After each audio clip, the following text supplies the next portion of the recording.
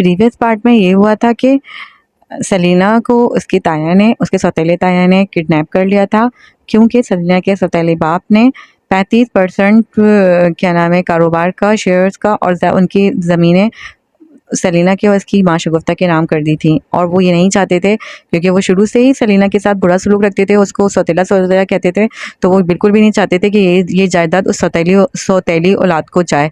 तो उन्होंने उसको किडनैप करके ज़बरदस्ती उस पर कागजात पे साइन करवाना चाहा था, लेकिन ऐसा हो नहीं पाया। मौके पर उमर ने यासिर को बुलवाया और यासिर ने आकर सलीना का बीच बचाव किया और वो उसको वहाँ से बचा कर ले आया। तब सलीना को अंदाज़ा हुआ कि शायद यासिर उससे नाराज़ नहीं था, बल्कि वो बहाने कर रहा था और शायद कि वो किसी तरह उससे मनाए, पर सलीना ने उसको मनाने की एक बार भी कोशिश नहीं की थी। और फिर उसने गुस्से में आकर यासिर को और ज़्यादा गुस्सा दिला दिया और यासिर को चिढ़ा दिया कि वो किसी वली अहमद को पसंद करती है, जिसकी वजह से यासिर तिलमिला गया। तो अब आगे उनके बीच में क्या होगा पता नहीं। और आगे सलीना का नया प्रोजेक्ट आया जो कि वो बहुत कामयाबियों की सीढ़ी चढ़ रहा है और सायरा उसके लिए गिफ्ट वगैरह लेकर आई है। आगे देखते हैं क्या होता है सलीना और यासिर के बीच में, क्योंकि दादा को तो पता लग गया कि ये यासिर पसंद करता है और वो एक्सेप्ट नहीं कर रहा। तो दादा जल्द उन दोनों की शादी करवाने के चक्कर में है। तो क्या सलीना और यासिर की शादी हो पाएगी और यासिर अपनी मोहब्बत का इजहार सलीना से करेगा या नहीं करेगा, ये देखते हैं हम आगे की किस्त में। तो अस्सलाम वालेकुम गाइस, कैसे हैं आप सब। हम आज पढ़ेंगे carpe diem by Rabia Khan और आज हम इसका पढ़ेंगे एपिसोड नंबर 33। तो हम स्टार्ट करते हैं। सलीना के प्रोजेक्ट के बाद ये खबर सुनकर ही आई थी और आते ही साथ खुशी से चीखी थी। सलीना उठ खड़ी हुई, फिर आगे बढ़कर उससे गले लगाया। हनीफा अब उन दोनों को मुस्कुराकर देख रहे थे। साथ ही उन्होंने मुलाजिम को भी आवाज़ दी कि वो सायरा के हाथ से सामान ले सके। मैं तुम्हारे लिए बहुत खुश हूँ, उसे खुद से गले लगाए वो बोली तो सलीना मुस्कुरा दी, फिर उसे अपने साथ लिए लॉन्च तक चली है। उसका फटा हुआ होंठ देखकर सायरा को मज़ीद तशवीश हुई थी। जख्म चुके खासा गहरा नहीं था, तो वो बहस हल्का सा जामनी दिख रहा था। ये उनझाई लोगों ने किया है ना। उसने सायरा के सवाल पर गहरा सांस लिया था, फिर सर इस बात में हिलाया। हाँ, तुमने केस क्यों नहीं किया उन पर अदालतों में, घसीटो जलील लोगों को, अल्लाह पूछेगा मनूसों से।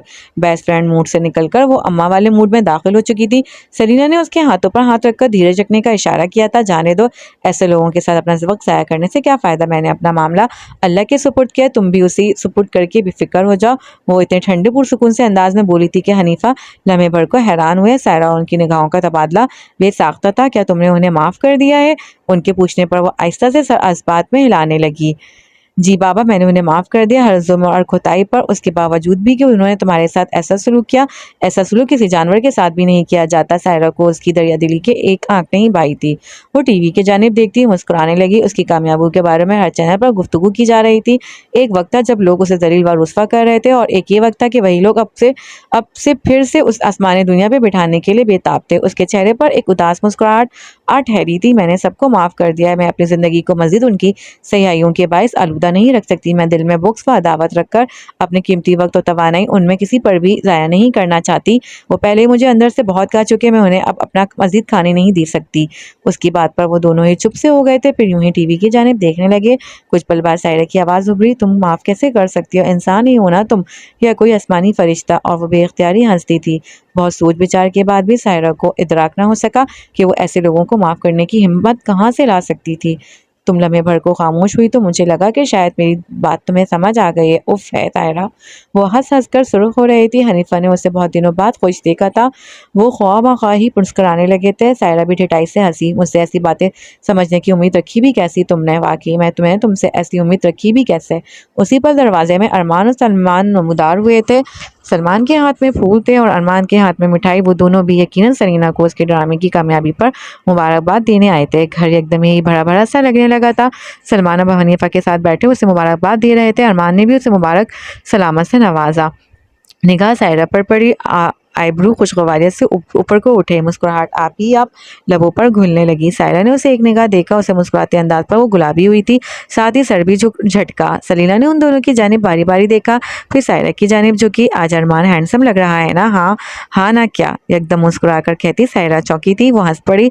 उसे बेसाख्ता कहके पर घर वाले उसे देखने लगे थे। उसने जल्दी से लबों पर हाथ रखकर खुद को मजीद हंसने से रोका था। सायरा का चेहरा, उफ आप कब आई बेटा, सलमान ने सायरा की जानिब देखकर पूछा था। जी बस कुछ देर पहले ही आई हूँ अंकल। सलीना को मुबारकबाद देने निगाह फिर से अरमान पर फिसले। रुखसार गुलाब हुए क्योंकि दिखता था वो इतने प्यार से अंदाज से। उसने निगाहें फेर ली थी, मान लो कि वो हैंडसम लग रहा है। सलीना ने फिर से झुककर कहा था। सायरा ने उसे आंखें दिखाएं। उसका आंखें दिखाना अरमान ने देख लिया था। उसने मुस्कुराहट दबाकर रुख टीवी की जानिब फेरा। कल यासिर को क्या हुआ था? हनीफा ने एकदम ही पूछा तो सब चौंके।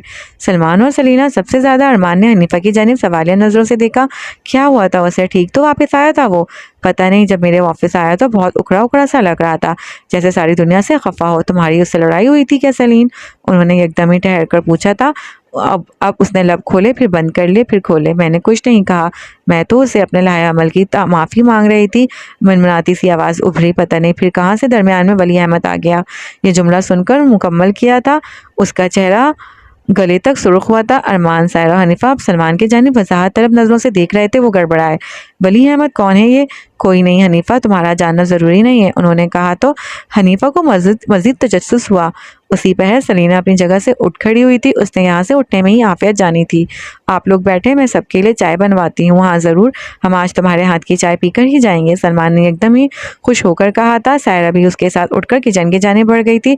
फिर उसे कहने से थामकर अपने जानिब घुमाया। तुम्हारी यासिर से लड़ाई हुई है? हाँ थोड़ी सी। उसके लहजे में हल्का सा अफसोस भी था। सायरा ने बगौर उसका चेहरा देखा। किस बात? मैंने उससे पूछा कि क्या वो मुझे पसंद करता? उसने कहा कि नहीं करता। फिर मुझे गुस्सा आ गया। मैंने कहा कि मैं वली अहमद को उससे ज़्यादा पसंद करती हूँ। वो नाराज़ होकर चला गया। क्या? हाँ, उसे अब अपनी बेवकूफ़ी में शदीद अफसोस हो रहा था। सायरा एकदम हंसी थी। सलीना ने बदमज़ा होकर उसे पड़े धकेला और फिर चाय बनाने के लिए मुड़ी। साथ ही राजा को भी आवाज़ दी। मजीद लवाज़मात के लिए हिदायत दी। सायरा अब तक हंस रही थी। हंस लो तुम, मैं यही बस सोच रही हूँ कि अगर वो तुम्हें पसंद नहीं करता तो फिर वली अहमद के जगह पर इतना ऑफेंड क्यों हुआ? हो सकता है वो रास्ताना तौर पर तुम्हें पसंद करता हो, तुमसे मोहब्बत करता हो, बिल्कुल ख्वाब में आपके उसने सर झटका था। या हो सकता है कि वो यहाँ तुम्हारा रिश्ता लेकर आता ही हो, मजीद बोली थी। साथ ही उसकी हालत से हंस भी उठा रही थी। सलीना ने उसे एक नज़र पलट कर देखा था। बिल्कुल, क्यों नहीं, देखो कहीं दरवाजे में तो नहीं खड़ा वो मिठाइयाँ लेकर। उसी पहर सरदार ने अपना कल्फ लगा सफ़ेद कुर्ता शलवार ज़ेब तन किया था। फिर खुद को आईने में देखा। परफ्यूम भी दरे खुद पे छिड़का। साथ ही उन्होंने मिसम को भी आवाज़ें दी थी। यासिर को कहा, तुमने सफ़ेद कुर्ता पहना? जी कह दिया। अगले के लम्हात में सरदार और मिसम लॉन्ज में सफ़ेद कुर्ता ज़ेब तन किए उसका इंतजार कर रहे थे। वो कमरे से बाहर निकला। साथ ही कलाई में घड़ी बांधने लगा। धुले धुलाई से बालों को एक जानिब जमाए सफ़ेद कुर्ते में वो तरोताज़ा सा लग रहा था। लेकिन फिर एकदम ही सरदार और मिसम को देखकर चौंका। वो दोनों निगाहों पर सियाह चश्मे चढ़ाए, गर्दन अकड़ाए, संजीदा चेहरों के साथ उसके मुंतजिर लग रहे थे। उसने आगे बढ़कर उन दोनों को बगौर देखा। हम तीनों कहाँ जा रहे हैं दादा? किसी भी प्लॉट ट्विस्ट के बगैर मुझे अभी से बता दें। दादा ने उसकी जानिब नहीं देखा। आहिस्ता से उठ खड़े हुए। मिसम को इशारा किया। वो इशारा समझकर बाहर की जाने बढ़ गया था। तुम्हारा सियाह चश्मा कहाँ? ये क्या ड्रेस कोड का हिस्सा है? उसे उलझन हुई थी। ओहो गुस्ताख, आज कोई बहस नहीं। उसने चारों नाचार निगाहों पर ग्लासेस चढ़ा लिए। मैं बता रहा हूँ दादा, तीनों कार्टून लग रहे हैं। सरदार और मिसम बहुत संजीदा थे। आज वो एक अहम काम करने जा रहे थे। वो उसका साथ जरा भी नरमी नहीं दिखाना चाहते थे। वो फ्रंट सीट पर आ बैठा। ग्लासेस के पीछे छुपी आंखों में अब वाज़ह तशवीश थी। सरदार उसके साथ वाली नशिस्त का दरवाज़ा खोलकर अंदर बैठ रहे थे। पीछे मिसम बैठ रहा था। उसने निगाहों से चश्मा उतारकर उन्हें देखा। मुझे बताएं तो सही, हम कहाँ जा रहे हैं? दादा ने उसे देखा, यानी वाकई देखा। मुस्ताक, चश्मा पहनो, जलाल से कहा तो उसने डरकर चश्मा पहन लिया। क्या हुआ है यार, आप लोग ये सुबह ही सुबह कौन सा ड्रामे परफॉर्म करने जा रहे हैं? उससे अब के बाकायदा परेशानी होने लगी थी। अगर अगले 2 मिनट में तुमने कार स्टार्ट नहीं की तो तुम्हारी खैर नहीं होगी। यासिर आलम दादा की तंबिया पर वो उन्हें चंद पल देखता रहा, फिर समझ कर सर हिलाया। कार स्टार्ट की। अब बताएं कहाँ जाना है? हनीफा के घर। उसका पैर यकलख्ती ब्रेक पर जा पड़ा। उसने हाथ उठाकर फौरन उसे दुरुस्त किया। सीध में बैठे मिसम का चश्मा झटके पर गाड़ी रुकने से बेसाख्ता ही फिसला था। उसने हाथ उठाकर फौरन उसे दुरुस्त किया। उसने भी अपने ग्लासेस उतारकर बेयकीनी से उनके जानिब देखा। हम वहाँ क्यों जा रहे हैं? ऐनक लगाओ बेवकूफ़। उसने उफ कहकर दोबारा ग्लासेस लगा लेते। दादा बताएं तो सही, एक और सवाल और तुम जायदाद से आग कर दिए जाओगे। उसने गाड़ी दोबारा स्टार्ट कर दी थी। अब के कानों से वाज़ेह तौर पर धुआं निकला था। चेहरे पर तशवीश सी फैली थी। मेरा ख्याल है आप एक दफ़ा मुझे इस जायदाद से आग कर ही दें, आपका शौक भी पूरा हो जाएगा और मेरे अंदर से जायदाद का बचा हुआ खौफ भी निकल जाएगा। उसने जलकर कहा। आपके सरदार ने कोई जवाब नहीं दिया था। वो आज बहुत खुश थे। लबों पर उभरती मुस्कुराहट बामुश्किल दबा रखी थी। अगले कुछ लम्हात बाद वो हनीफा के घर में दाखिल हो रहे थे। मिसम को इशारा किया तो पिछली सीट पर रखा मिठाई का टोकरा उठा लाया। ये मिठाई किस खुशी में है? अब कि वो बुरी तरह चौंका था। सलीना की कामयाबी की खुशी में और किस लिए वो दोनों आगे बढ़े तो उसे मरता क्या ना करता कि मज़ाक उनके पीछे बढ़े। उनके अंदर बढ़ते ही घर में बेसाख्ता ही खुशी एक लहर से उठी थी। किचन से बाहर की जाने बढ़ती सलीना दादा को देखकर चौंकी थी। उसने पलटकर बेइख्तियारी सायरा को देखा था। खिलाफ तवक्का वो हैरान नहीं लग रही थी और उसे हैरान ना देखकर सलीना चौंकी थी। दादा मुस्कुराकर हनीफा और सलमान से बात कर रहे थे। ऐनक उतार कर साथ रख ली थी। खुशी थी कि चेहरे से फूटी पड़ रही थी। फिर वो उसे देखकर मुस्कुराए, वो भी जवाब में मुस्कुराई दी। उसी पर यासिर अंदर दाखिल हुआ। उसकी आंखों पर ग्लासेस लगे थे और वो उस सफ़ेद कुर्ता शलवार में बहुत जाजिब नजर दिख रहा था। उसके आने पर एकदम ही लॉन्ज में अजीब सी रौनक उतर आई थी। अरमान ने उसे खास अपने पास जगह दी। वो ना समझी से सबका ऐसा वालियाना अंदाज देख रहा था। उसी पर सायरा ने उसे अपने साथ लिया और कमरे की जानिब बढ़ाई। उसका जहन माऊफ हो रहा था। उसने उसे कमरे के अंदर करके दरवाज़ा बंद कर दिया था। उसका लिबास गुलाबी था और उस लिबास का दुपट्टा रेशमी। उसने गुलाबी दुपट्टे को उसके सर पर डाला था। सलीना उसे बेयकीनी से देख रही थी। कुछ था जो उसे हैरान कर रहा था। ये सब क्या हो रहा है सायरा? वो उसे देखकर मुस्कुराई थी। फिर उसे गले लगाया जोर से। आंखों में एकदम ही ना जाने क्यों नमी सी उतरी थी। बाहर लॉन्च का मंजर भी कुछ ऐसा ही था। यासिर खामोश था। ग्लासेस उतारकर हाथ में पकड़ लिए थे। उसे सलीना की तरह किसी की वजाहत दरकार नहीं थी। वो समझ गया था कि सरदार अब क्या बात करने वाले थे। अरमान ने उसके अतराफ में बाजू फैला रखे थे। उसने महज गहरा सांस लिया था। हनीफा के अलावा सबको पता था कि वो क्या बात करने वाले थे।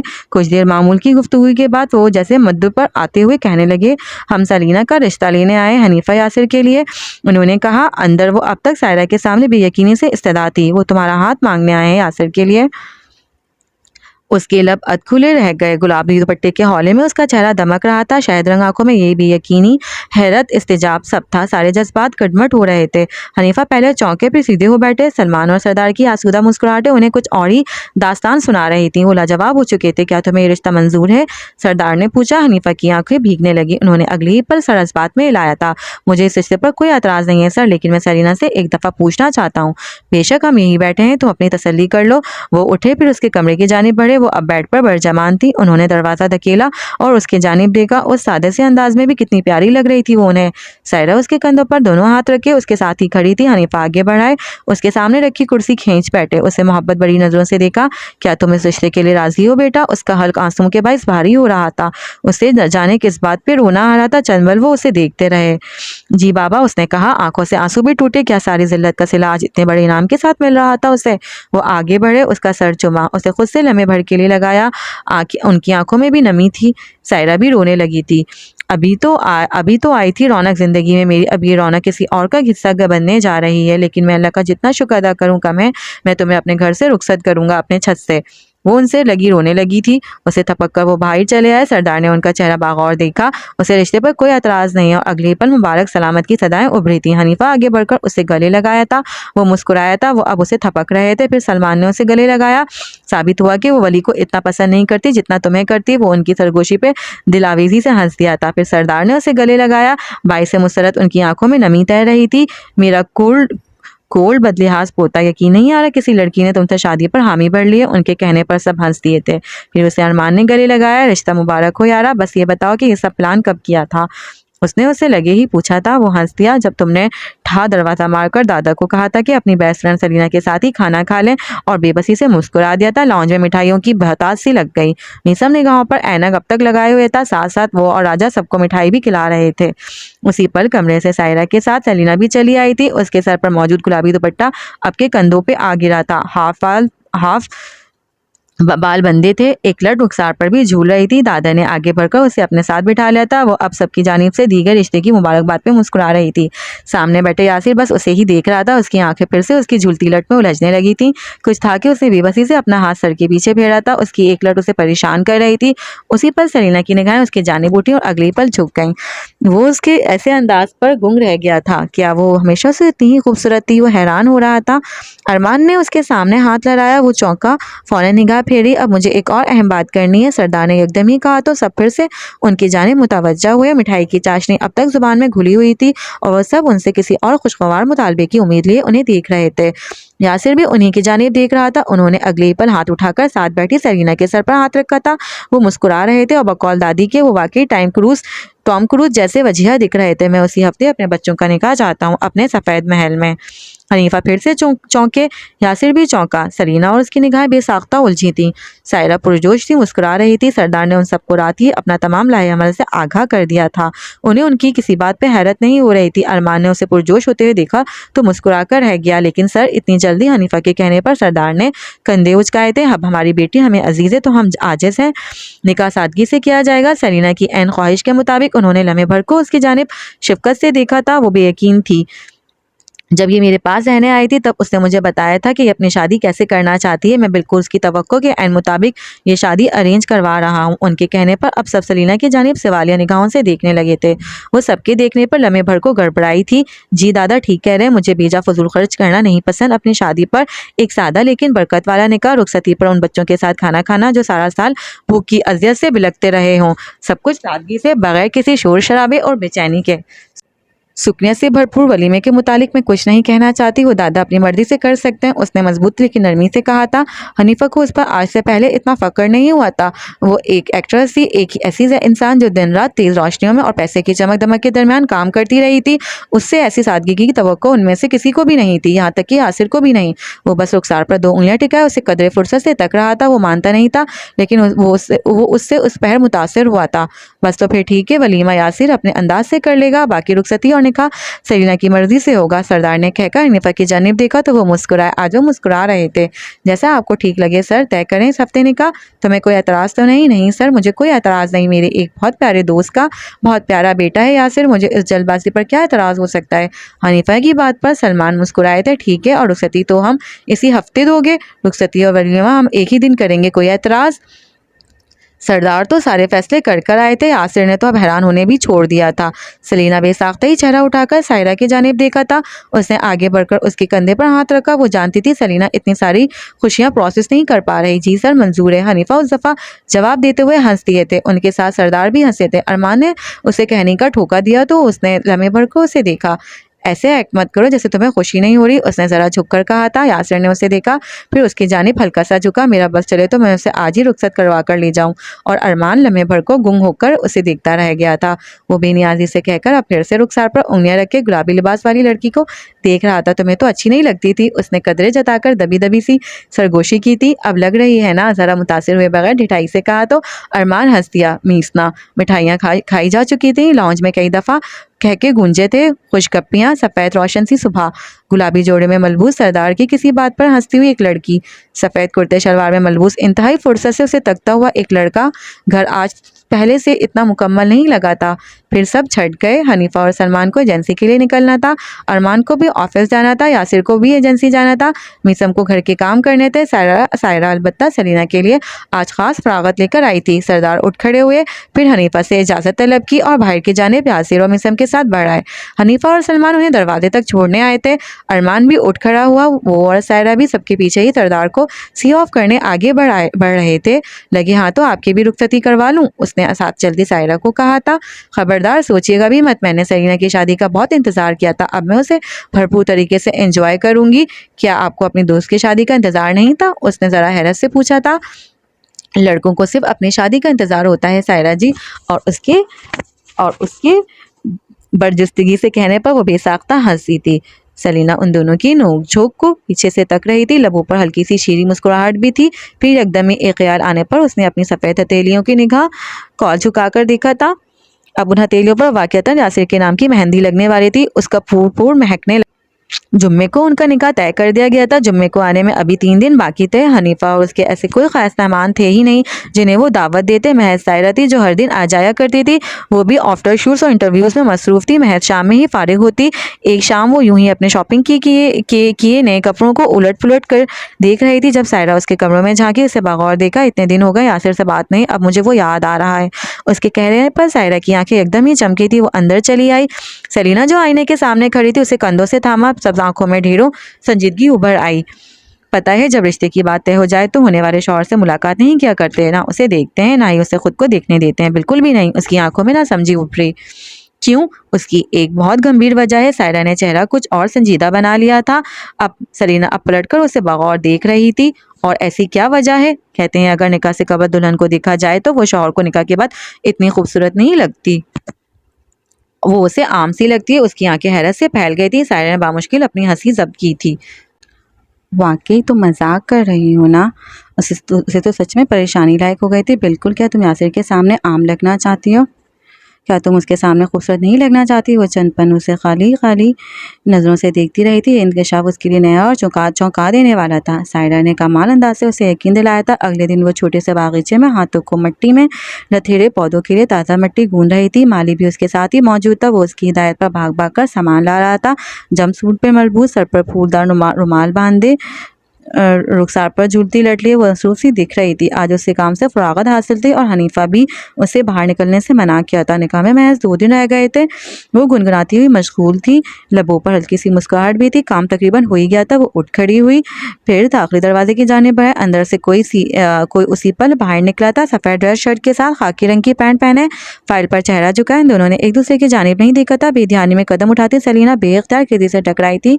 फिर एकदम ही डरकर पीछे हुई। सामने वाले ने भी बेयकीनी से चेहरा उठाकर देखा। तुम कब आए? यासिर को अपने सामने देखने की तवक्को नहीं थी उसे, और वो उसे देखकर लम्हे भर को ठहरा था। निगाहें उसके चेहरे पर भटकी। रुखसार माथे और ठोड़ी पर मट्टी लगी थी, सूखी सूखी सी। वो जो कुछ कहने लगा था, रुखसा क्या, वो उसके ऐसे देखने पर ठिठक गई थी।